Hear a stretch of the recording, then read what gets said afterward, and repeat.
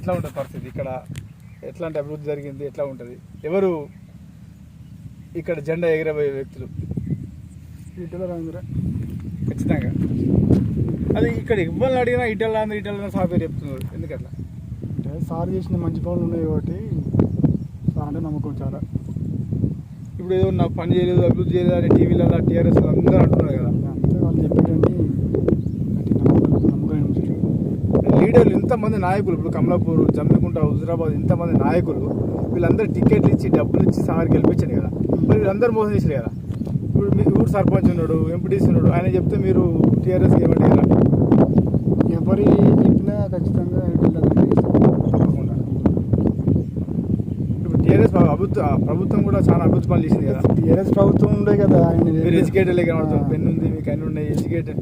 అదే అన్న, ఇప్పుడు వాళ్ళు ఈ టీఆర్ఎస్ ప్రభుత్వంకి వెళ్ళి ఆయన వెళ్ళగొట్టింది కదా బయటికి.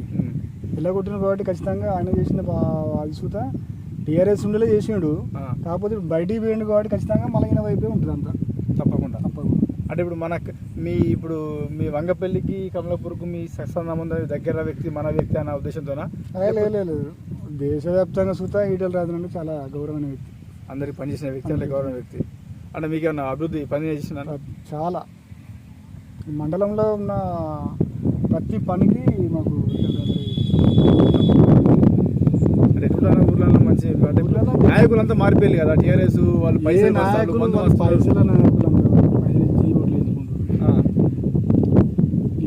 రేపు ఒకవేళ ఓటుకు 5,000 10,000 కేసీఆర్ పంపిస్తాడు, పైసలకు పంపిస్తే ఓట్లేస్తారా? జనం అట్లా అనుకుంటారు కదా. అంతా కష్టాలు బాధలు, ఇప్పుడు కరోనా టైంలో కష్టం ఉంది.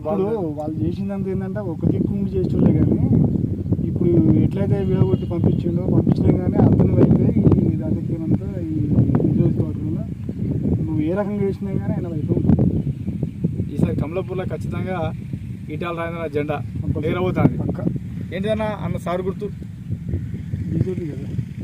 అంటే ఇప్పుడు గుర్తు చేంజ్ అయింది కదా.